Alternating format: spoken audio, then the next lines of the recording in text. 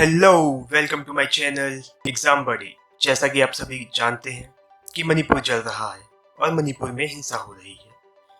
Cookie Nagas एक तरफ हो गए हैं और मेतीस एक तरफ। बट ये लड़ाई बस इतनी नहीं है, इसके पीछे है हिस्टोरिकल बैकग्राउंड। सो आज मैं आपको इसके पीछे की फुल स्टोरी बताऊंगा, जो आपसे मीडिया कभी नहीं बताएगी ऑब्वियसली।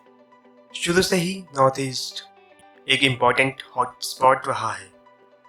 वजह है नॉर्थ ईस्ट की ज्योग्राफी, जो कि 90% माउंटेन्स है, 10% प्लेन एरिया है। ये फेवरेबल है टी प्लांटेशन के लिए, नेचुरल रिसोर्सेज के लिए, टूरिज्म के लिए। सेकंड, यहाँ की डेमोग्राफी। मेतीस, नागाज, कुकीज, ये जो मेजर 3 कम्युनिटीज मणिपुर में रहती है। मेतीस हैं जो वैष्णव कल्ट को फॉलो करते हैं।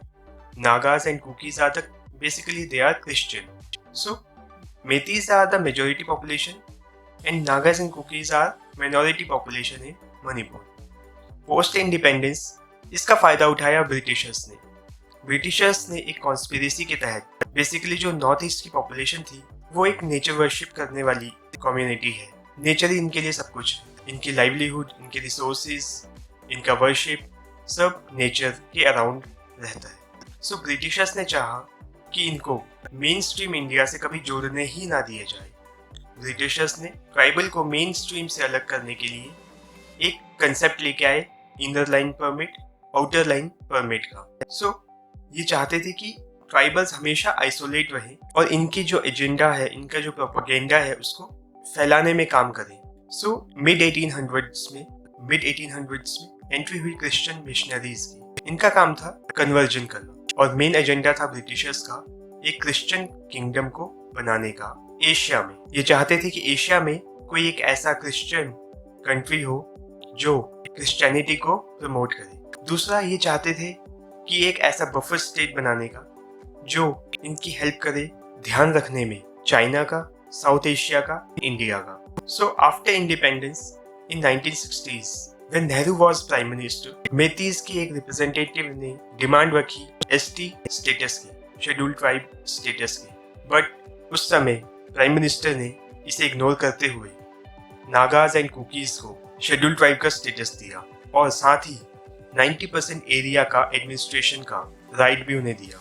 इससे क्या हुआ, मेतीस बहुत ज़्यादा निराश हुए, क्योंकि जो मेतीस थे वो मेजॉरिटी में तो थे बट उन्हें लिमिट कर दिया गया एक विदिन 10% लैंड में, और साथ ही साथ उन्हें अलाउड नहीं था बाकी की जो 90% लैंड है उसमें जमीन खरीदने के लिए। इससे जो मेतीस और नागाज एंड कुकीज के बीच में टसल और ज़्यादा बढ़ गया। विद द टाइम ब्रिटिशर्स ने अपने प्रोपेगेंडा को और मजबूत करने के लिए म्यांमार से, जो कि नागाज एंड कुकीज की एंसेस्टर्स हुआ करते थे, इनके रिलेटिव्स हुआ करते थे, चिन्स जो म्यांमार में रहते हैं, उनको इलीगली इन्वेजन कराया गया म्यांमार से मणिपुर और नॉर्थ ईस्ट एरियाज में। इनकी इन्वेजन से, जो कि हमें पता है कि 90% एरिया जो है मणिपुर का वो है हिली एरिया, तो ये जब इन्वेजन कर रहे थे, और यहाँ पे फेंसिंग करना इम्पॉसिबल है, बहुत ही ज़्यादा मुश्किल काम है। सो ये इन्वेजन हुआ और इन्होंने अलग अलग जगह पे सेटलमेंट बनाए। इन्होंने शुरू किया वहाँ पे ओपियम कल्टिवेशन। ओपियम कल्टिवेशन से ड्रग्स को बढ़ावा दिया। इससे क्या हुआ, मणिपुर का यूथ और बाकी नॉर्थ ईस्ट का यूथ ड्रग्स की चपेट में आया, साथ ही साथ वायलेंस भी इंक्रीज हुआ। ये जो मैटर है वो बहुत ज़्यादा सिमिलर है नॉर्थ के खालिस्तान मूवमेंट में, जो ड्रग्स पैडलिंग, इलीगल वेपन्स में यूज़ हुए। बेसिकली जो ब्रिटेन है, यूएस है, चाइना, पाकिस्तान, आइसिस, इन सभी का एक मेन मोटिव रहा है हमेशा से इंडिया को ब्लीड विद 1000 कट्स। इनका मानना है कि हम इंडिया को इतने जख्म देंगे कि वो इससे कभी उभर ही ना पाए। सो इन्होंने इंडिया के जो तो बहुत मेजर पोर्शंस हैं, पंजाब एंड यहाँ पे नॉर्थ ईस्ट, इस पे अपना एक कंट्रोल करना और इस पे एक चाहा कि हमेशा से यहाँ पे इंसर्जेंसी कायम रहे। इसके लिए इन्होंने प्रोवोक किया कुकीज, नागास को, और नॉर्थ में खालिस्तानी मूवमेंट को प्रोवोक किया। सो रिसेंटली हुआ क्या कि जो यहाँ के सीएम हैं एन बीरेन सिंह, उन्होंने अनाउंस किया कि जो भी इलीगल माइग्रेंट्स हैं उनको नोटिफाई किया जाएगा और उन्हें वापस भेजा जाएगा म्यांमार या जहाँ से वो आए हैं। और इसी के साथ साथ हुआ क्या कि हाई कोर्ट का ऑर्डर भी आ गया कि मेतीस को एसटी का शेड्यूल ट्राइब का स्टेटस दिया जाए। सो ये जो दो मैटर्स थे बहुत ही ज़्यादा एक आग में घी का काम किया। सो सम अप करें तो ये जो पूरा मामला है इलीगल माइग्रेंट्स के आने का, यहाँ पे बढ़ रहे ड्रग्स मार्केट का। सो अभी तक मैंने आपको जो भी समझाया मणिपुर के बारे में, ये सिर्फ एक एंगल हम जो देख रहे हैं ये वैसा नहीं है। यहाँ पे बहुत सारे एंगल्स हैं, बहुत सारी विदेशी ताकतें हैं जो इस पे फंडिंग कर रही है, इस पे आर्म्स एंड एम्यूनेशन पहुँचा रही है लोगों तक।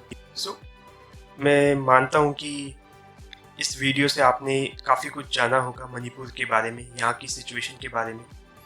यहाँ पे जो मैटर अभी इतना इग्नाइट हो रखा है ये सिर्फ एक एसटी स्टेटस को लेकर नहीं है, ये मैटर है यहाँ पर जो इलीगल माइग्रेशन हो रहा है, यहाँ पे जो ड्रग पैडलिंग का कारोबार सालों से चल रहा है, यहाँ के यूथ को ख़त्म किया जा रहा है। और आपको ये वीडियो कैसी लगी ये कमेंट बॉक्स पे बताएं। So thank you for watching, like share and subscribe.